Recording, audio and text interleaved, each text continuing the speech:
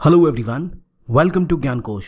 Prime minister Modi का ये tweet जिसमें उन्होंने इजराइल के खिलाफ हुए आतंकवादी हमले का विरोध किया और बताया कि वो इजराइल का समर्थन करते हैं इस घड़ी में जब इजराइल एक बहुत बड़ा खतरा झेल रहा है हमास के अटैक से।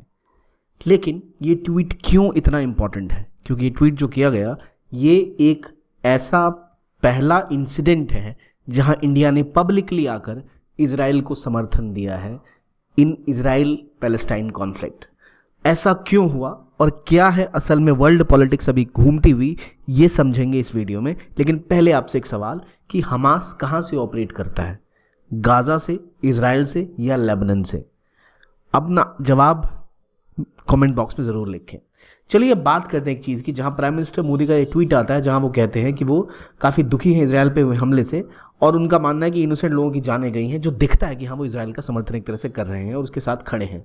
दूसरी तरफ पुतिन ऐसा कहते हैं कि एक सीज़ फायर करने की ज़रूरत है और एक इंडिपेंडेंट पैलेस्टाइन स्टेट बनाने की ज़रूरत है, तभी जाकर ये चीज़ें सॉल्व हो पाएंगी। दो बयान जो बिल्कुल अलग अलग हैं। इसी समय में अगर हम देखें जो बयान चाइना ने दिया है, तो चाइना कहता है सीज़ फायर होना चाहिए इजराइल और हमास के बीच में, यानी इस हमास का जो अटैक हुआ इजराइल के ऊपर, इसके बारे में कोई एक विशेष उन्होंने कोई अगेंस्ट बयान नहीं दिया। तो क्या है ये पूरी कहानी, आइए समझते हैं इस वीडियो में। देखिए, पहली बात ये है कि असल में इजराइल और हमास का जो मुद्दा है ये केवल इजराइल हमास या इजराइल फ़िलिस्तीन का मुद्दा नहीं, वेस्ट एशिया की पूरी कहानी है। अगर आप इस मैप को देखें ना तो ये दिखाता है आपको वेस्ट एशिया या मिडल ईस्ट।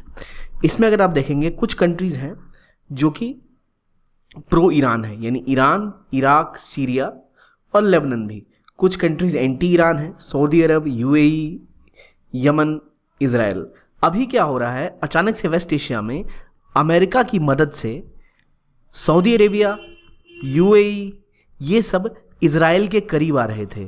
और इजराइल के करीब आने का मतलब है अमेरिका की पकड़ वेस्ट एशिया में मजबूत होना। हमने रिसेंटली ये भी देखा था कैसे India middle east Europe corridor बना था, जिसमें दुबई, यूएई, सऊदी अरेबिया और इजराइल भी इसका पार्ट थे।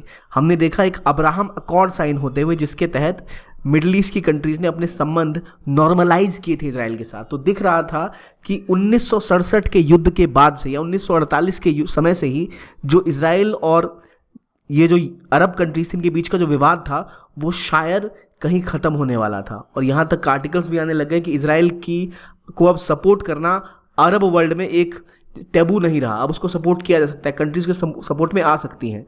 तो आखिर जब ये हो रहा था तब सबसे बड़ी दिक्कत किसे हुई? तो ईरान को, क्योंकि ईरान को ऐसा लगने लग गया कि ईरान के विरोध में इजराइल तो पहले रहता है और इजराइल से अब जब बाकी अरब वर्ल्ड की दोस्ती हो जाएगी तो Israel, Arab world plus USA, ये तीनों मिलकर ईरान के खिलाफ और ज़्यादा अटैकिंग स्टांस ले सकेंगे। इसका मतलब ये है कि जो पूरा वेस्ट एशिया है इसमें पकड़ मजबूत किसकी हो जाएगी? तो अमेरिका की भी मजबूत होती चली जाएगी।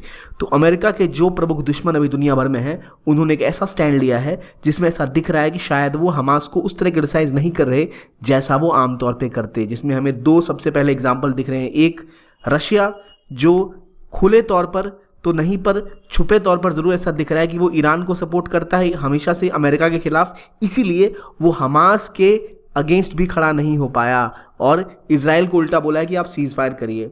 क्यों? क्योंकि ईरान का ही हाथ डायरेक्टली है हमास के इस हमले में। ईरान हमास को सपोर्ट करता है इजराइल के खिलाफ और ईरान का एक दोस्त सबसे अभी करीबी कोई है तो वो रशिया है, क्योंकि ये दोनों ही एंटी अमेरिका हैं। और इनके साथ एक और दोस्त इनका कौन है अभी? चाइना। तो याद रखिए ग्लोबल पॉलिटिक्स में चाइना, रशिया, ईरान, ये तीनों सबसे मजबूत हैं अगेंस्ट यूएसए। तो यूएसए के करीब जो भी ज़्यादा खड़ा होगा ये तीनों उसका पक्का विरोध करेंगे। और इसीलिए इजराइल पे जो अटैक हुआ है, जिस अटैक के पीछे किसका हाथ है? इसके पीछे हाथ है हमास का, और हमास को सपोर्ट किया है ईरान ने। इसीलिए चाइना और रशिया का जो झुकाव है वो इजराइल की तरफ ना होते हुए पैलेस्टाइन या हमास की तरफ ज़्यादा दिख रहा है। और यही ग्लोबल पॉलिटिक्स हमें देखने को मिलती है, जहां इंडिया जो हमेशा से ही, अगर आप यूएन वोट की बात करें, अगर पहले जब भी कॉन्फ्लिक्ट होता था गाज़ा या इसके आसपास के रीजन में, इंडिया, पाकिस्तान, पूरा मिडल ईस्ट जो था ये हमेशा सपोर्ट करता था किसे? या तो पैलेस्टाइन को या गाज़ा को, या फिर ये लोग वोट नहीं करते थे, मंजूर था। अब देखिए इंडिया एक लौटी ऐसी कंट्री में से है कुछ में से जो इजराइल और पैलेस्टाइन दोनों को रिकॉग्नाइज करती है, दोनों को मान्यता देती है कि हाँ ये दो देश हैं। लेकिन इंडिया एक ऐसी कंट्री है जो हमेशा बैलेंस बनाकर चलती थी, कभी खुल के सामने नहीं आती थी इजराइल के सपोर्ट में। लेकिन अब जब इंडिया को दिख रहा है कि इजराइल के साथ इंडिया के संबंध ज़्यादा इंपॉर्टेंट है, इजराइल इंडिया के लिए बेहतर एक वेपन्स का सप्लायर बन सकता है, इंडिया इजराइल रिलेशनशिप और ज़रा ओपन में आ चुके हैं और ज़रा खुल के ट्रेड टेक्नोलॉजी ट्रांसफर हो रहा है, तब हमें दिख रहा है कि इंडिया के प्राइम मिनिस्टर ने भी ट्वीट करके ओपनली सपोर्ट किया इजराइल को टेररिस्ट अटैक के खिलाफ। वहीं यूके, यूएसए, फ्रांस और जर्मनी ने भी सपोर्ट किया है। लेकिन जो एंटी अमेरिका ग्रुप है और वो जो ग्रुप्स हैं वो अभी तक हमास को सपोर्ट कर रहे हैं और इजराइल का सपोर्ट उस हद तक नहीं हो रहा। तो ये जो पूरी पॉलिटिक्स आपको दिख रही है उसमें एक नया एंगल देखिए कि यूएई जो खुद एक मुस्लिम कंट्री है, एक अरबिक कंट्री है, उसने हमास के अटैक का विरोध किया है। अब बताइए यूएई एक अरबिक कंट्री है, वो क्यों हमास का विरोध कर रही है? वो इसलिए कर रही है क्योंकि यूएई को ऐसा लग रहा है कि ईरान से उसे खतरा है और वो इजराइल और अमेरिका के साथ मिलकर बेहतर ट्रेड डेवलप कर सकती है, उसको ज़्यादा फायदा होगा उनके साथ रहने पर। इसलिए हमास के इस अटैक का विरोध वो सब देश कर रहे हैं और उन्हें ऐसा लगता है कि अगर अब हमास का अटैक होने के बाद इजराइल और ताकत के साथ अटैक करेगा गाजा के ऊपर। अभी देखिए ये है हमास यहाँ गाजा स्ट्रिप के ऊपर, इसने इजराइल पर हमला कर दिया। अब बदले में इजराइल क्या करेगा? वो जोर से और रॉकेट्स दागेगा इस एरिया के ऊपर, यानी इसको पूरा निस्तो नाबूद करने की कोशिश करेगा।